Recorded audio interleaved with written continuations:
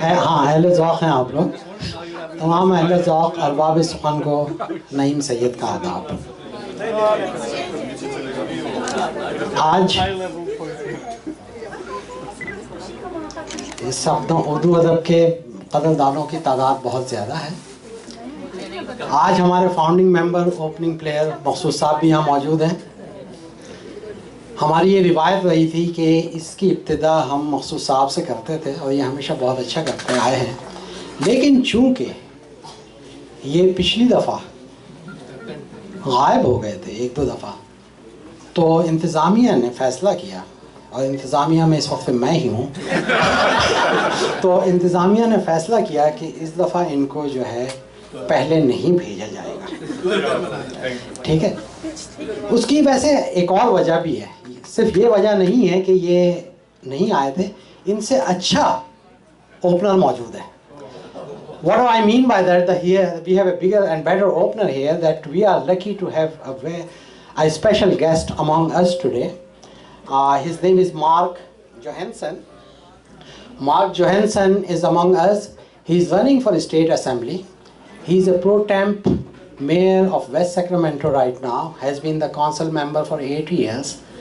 And if you want to see that what he has done in past, there are numerous things, but one thing that stands out, and in my mind that's very, very important, that he involved community members to be part of the community and work for it. The people, thank you, the people who have been involved, they know that this is the most difficult task, and he has done it successfully. So we are lucky to have him here. He's running for state assembly. We wish him all the best, but at the same time, we want to hear few words from him also. We have this tradition of 3 to 5 minutes. So this is our opening speaker.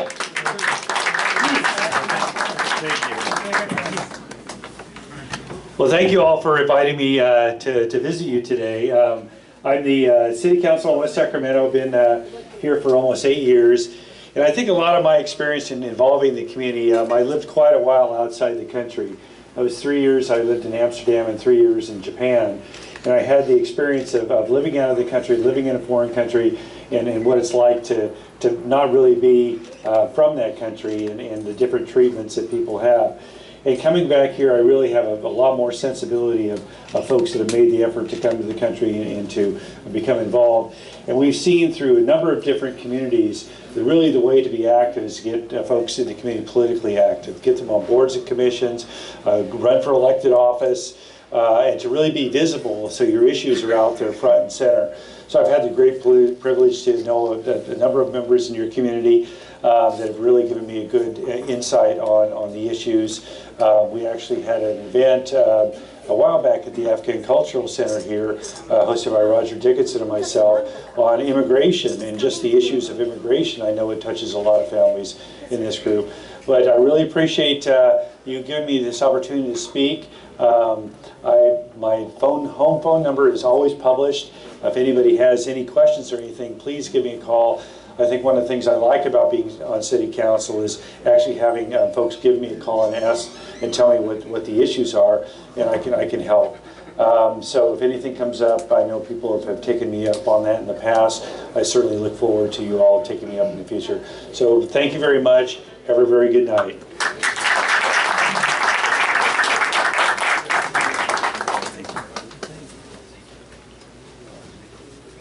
Thank you, Mark. You are really a brave person that you are saying anybody can call you at your home.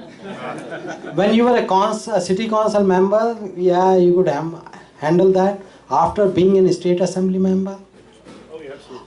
I will ask you after that. How did it go? Okay, thank you. Thanks for being here, okay? We are honored.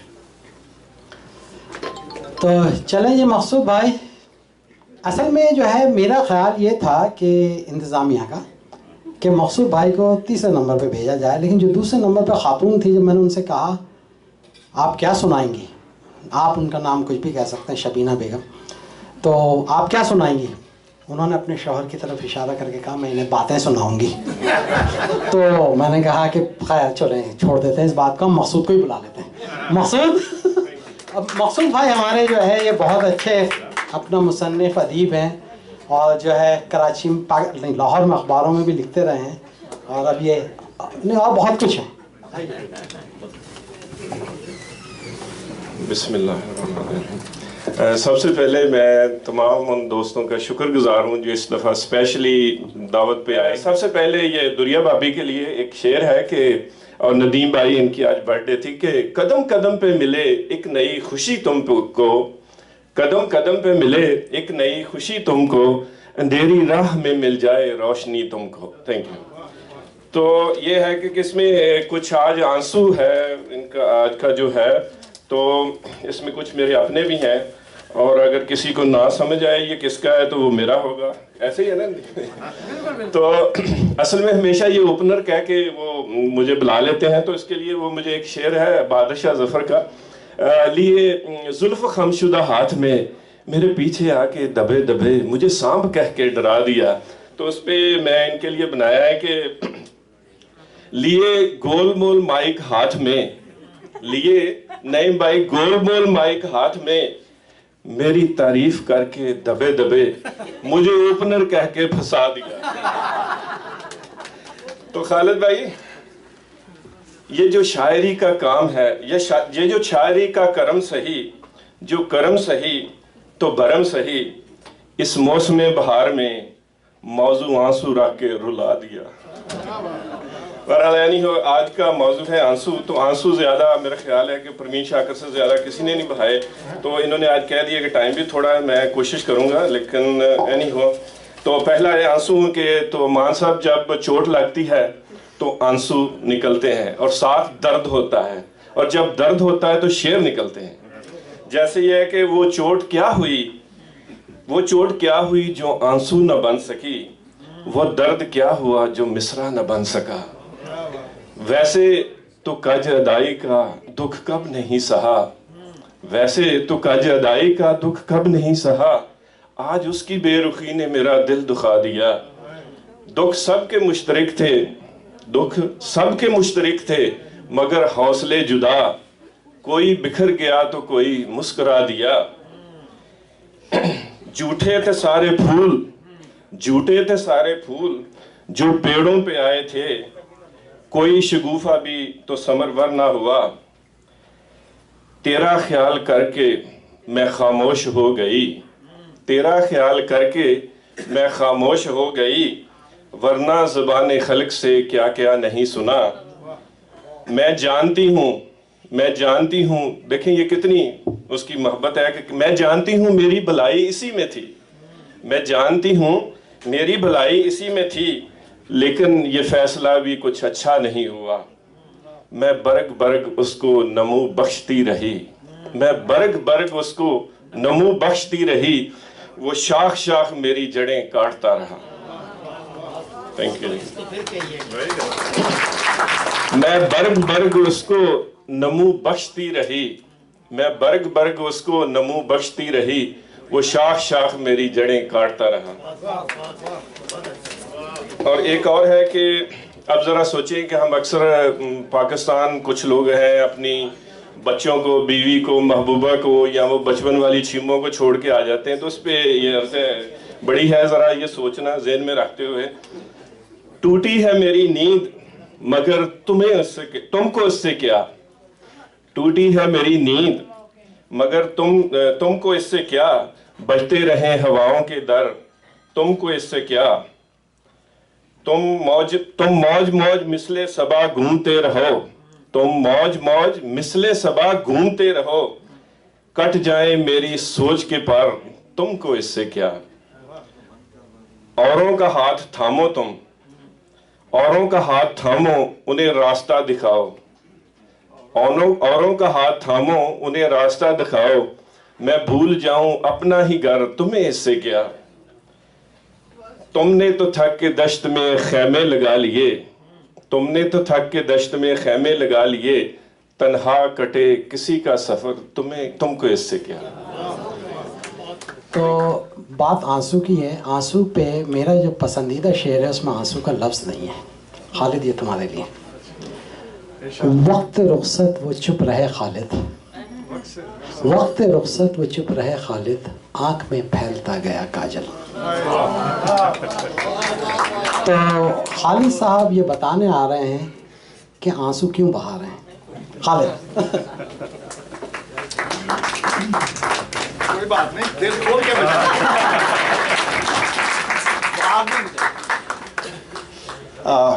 आंसू पे actually मेरी class कई पार्टियों में लगी थी कि ये आंसू क्यों रखा आपने, तो इसलिए मैंने सोचा कि थोड़ा इसके मतलब मैं बता दूं कि मेरी उस वक्त सोच क्या थी। वो कहते हैं ना कि शायर लोग अक्सर वसल की बातें, हिजर की बातें, अपने रकीब की बातें करते रहते हैं, कभी खुश नहीं होते हैं। और शायरी जो होती है ना उसमें इस चक्कर चलता रहता है, तो खुश कभी नहीं होते हैं, महबूब आ जाए या ना आ जाए। मेरा एक ताज़ा गज़ल का एक शेर मैं सिर्फ पढ़ना चाहूँगा इस वक्त। वो कहते हैं ना कि ज़िंदगी सोज़ और साज के दरमियान चलती रहती है हमारी। तो कहते हैं कि जाने जाना भी है मेरी सांसों की तरह, जाने जाना भी है मेरी सांसों की तरह, जब भी आई तो उम्र घटती है। हर सांस के साथ हमारी, तो जाने जाना भी है मेरी सांसों की तरह, जब भी आई तो उम्र घटती है। मुझे खुशी इस बात की है आज ख़ास तौर पे कि मेरी बीवी को उर्दू ज़्यादा समझ नहीं आती है और वो यहाँ पे बैठी हुई है। और ये जब मैं एक्चुअली ये एक दिन मैं बैठा हुआ एक गज़ल पढ़ रहा था, और वो गज़ल जब भी मैं पढ़ता हूँ ना तो वो मुझे बहुत उदास कर देती है। उसमें छीमों का कोई जिक्र नहीं है। हिस्टोरिकली वो मुझे जो इंडिया और पाकिस्तान, इंडिया बड़े सगीर में जब जंग आज़ादी हुई थी 1857 में, तो उस तारीख़ी दौर में मुझे ले जाती है वो, जब बहादुर शाह ज़फ़र आखिरी मुग़ल बादशाह हार गए थे और किले के ऊपर अंग्रेज़ों का कब्ज़ा हो गया था। तो बहादुर शाह ज़फ़र जो थे अपनी फैमिली के साथ छुप के हुमायूं के मकबरे में जाके छुप गए थे। हमें जब भी मारा मुसलमानों को अपनों ने ही मारा, और मुखबरी उनके किसी अजीज़ ने करके बता दिया अंग्रेज़ों को कि वो वहाँ पे छुपे हुए हैं। तो उनको गिरफ़्तार करके किले में लाया गया जहाँ पे उसकी बादशाहत थी, हुकूमत चलती थी। वहाँ पे उसको कैदी बना के बैठा दिया। फैमिली उसकी कहीं थी, उसको बेचारे को पता नहीं था कहाँ पे उसके बच्चे हैं, बीवी हैं, शहज़ादी हैं। तो सारे दिन का वो बैठा हुआ गमगीन भूखा प्यासा बैठा हुआ था कैदी बन के। और शाम को उसने देखा कि एक ट्रे में कोई लेके कुछ उसकी तरफ आ रहे हैं, कपड़ा ऊपर डाला हुआ है। तो बूढ़े बादशाह ने सोचा कि शायद उनको रहम आ गया, मेरे खाने पीने के लिए कुछ लेके आए हैं। और जब वो ट्रे उसके सामने रख के उन्होंने कपड़ा उठाया तो उसके नीचे उसके दो नौजवान बेटों की गर्दनें काट के ट्रे के ऊपर रख के उसको पेश की गई थी, उसका हौसला तोड़ने के लिए।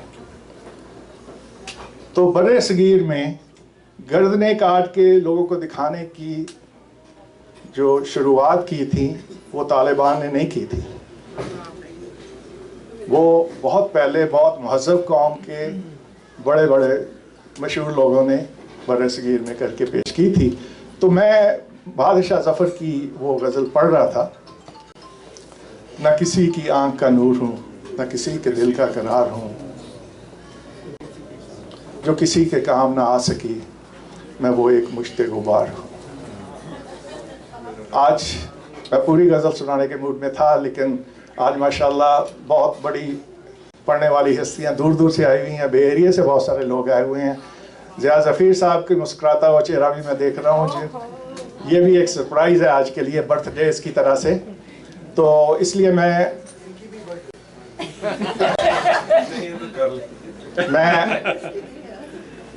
कुर्बानी दे देना अच्छी होती है। मैं अपना टांग हील करते हुए नईम भाई को कहता हूँ कि तो अब आपको समझ आ जाएगी कि आंसू क्यों रखा था। आंसू जो है ना, उसके ऊपर अगर आपने पढ़ा था तो उसके ऊपर लिखा था हैप्पी एंड सैड। तो आंसू हमेशा गम के ज़माने में भी नहीं आते, खुशी में भी बहुत आते हैं। तो ज़िंदगी सोज और साज के दरमियान चलती रहती है। मुझे बहुत पता है कि इंशाल्लाह सब इंजॉय करेंगे।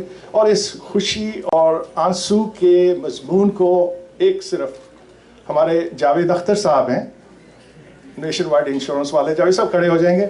इनको मैं इसलिए भी इंट्रोड्यूस कर रहा हूँ, बड़े माशाल्लाह कम्युनिटी के बड़े एक्टिव लोग बंदे हैं। ये नेशन वाइड इंश्योरेंस के एजेंट हैं। और ये जो हमारा साउंड सिस्टम है ना, इन्होंने डोनेट किया था, जिसके लिए हम इनके हमेशा मशकूर होते हैं। इन्होंने एक ख़ास तौर पे नज़म लिखी है, 2 नज़में इन्होंने लिखी हैं ख़ास तौर पे, इसी मजमून को बांधेंगे ये।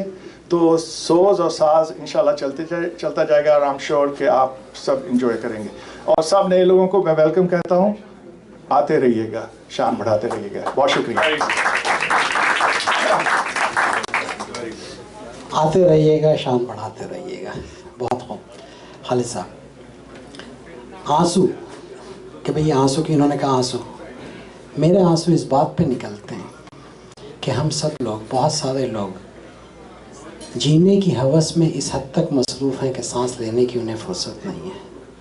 इस बात पे मेरे आंसू निकलते हैं कि लोग मस्जिद को दुल्हन बनाते रहे और मुफलिस की बेटी कुंवारी रही।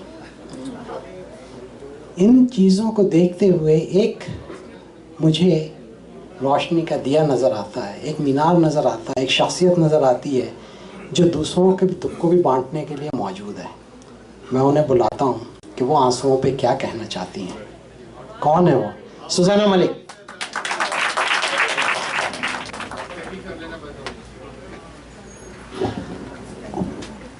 आज का मौजू सुखन है आंसू। दुरिया, तुम्हारे नाम का क्या मतलब है? तो ये तुम्हारे नाम का मतलब है मोती। इस मजमून का उन्वान आंसू और मोती। ये कहानी एक छोटे से लड़के की है जो अपने अब्बा की उंगली पकड़े साहिल समुंदर पर घूम रहा था। दफ़ातन उसे एक सीपी नज़र आई। उसने उसे उठाकर एहतियात से जेब में रख लिया, फिर खेल में गुम हो गया। इस दौरान वो सीप उसके जेब से गिर गई। उसे पता न चला, लेकिन इसका छोटा सा दिल टूट गया। दिन महीनों में और महीने साल में तब्दील हो गए। फिर वो लड़का बड़ा हो गया।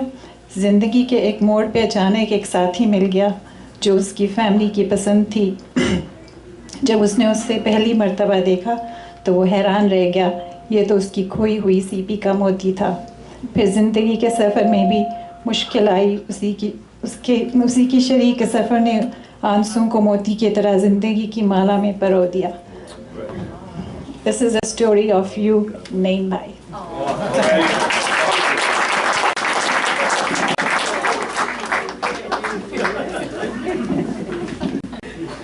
मुझे दूसरों का तो पता नहीं, मगर यकीन मानिए I was surprised and I have the reasons for that. चलें, ये बहुत अच्छा रहा। तो थोड़ा सा मुख्तलिफ करते हुए अपना पंजाबी के बारे में क्या ख्याल है? पंजाबी समझ में आती है खालिद भाई आपके? थोड़ी थोड़ी आती है। तो इस वक्त हमारे दरमियान एक पंजाबी के शायर मौजूद हैं। अच्छा। नाम है उनका जमाल होशियारपुरी। वो यहाँ मौजूद है, लेकिन एक दूसरी शक्ल में। बनफ्स नफीस नहीं है, लेकिन उनकी रूह मौजूद है, उनका कलाम मौजूद है, और उससे मुस्तफ़ीद करने के लिए आ रही हैं उनकी साहबजादी डॉक्टर तहसीन जमाल।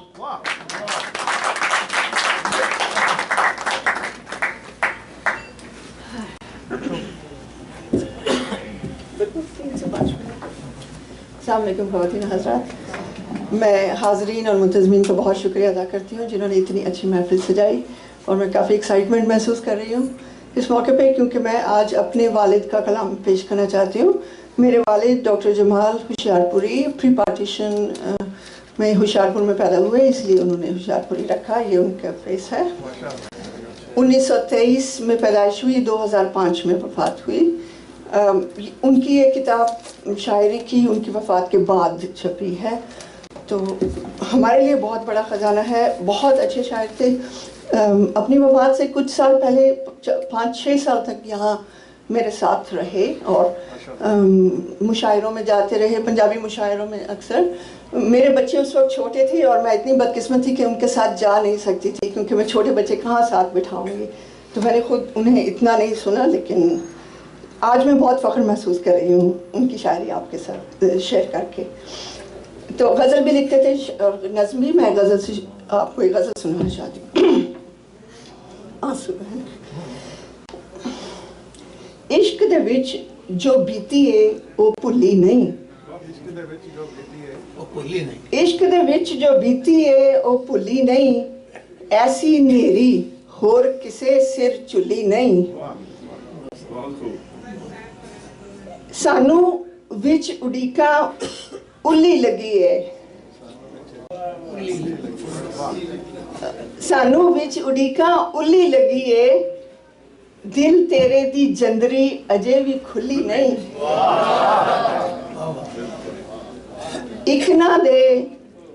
इकना दे फरशां ते विछे गलीचे ने, इकना दे फरशां ते विछे गलीचे ने, ते इकना दी मंजी उत्ते जुल्ली नहीं। ते होर तरीकत तेनू केड़ी लोड़ी दी, होर तरीकत तेनू केड़ी लोड़ी दी, तेरे उत्ते अजे हकीकत खुली नहीं। बादशाहां लई महल अल्लाह लई मंदिर ने, एक है नहीं ते तेरे वास्ते कुली नहीं। ते मैं जद दा उधर दी लंघना छड़िया है, मैं जद दा उधर दी लंघना छड़िया है, सुनिया है वो खिड़की भी मुड़ खुली नहीं। मैं जद दा उधर दी लंघना छड़िया है, सुनिया है वो खिड़की भी मुड़ खुली नहीं। ते मख्तार है तुसी जमाल जी खटना है की दुनिया तो, तुसी जमाल जी खटना है की दुनिया तो, खुशी गमा तो सावी इथे तुली नहीं। शुक्रिया।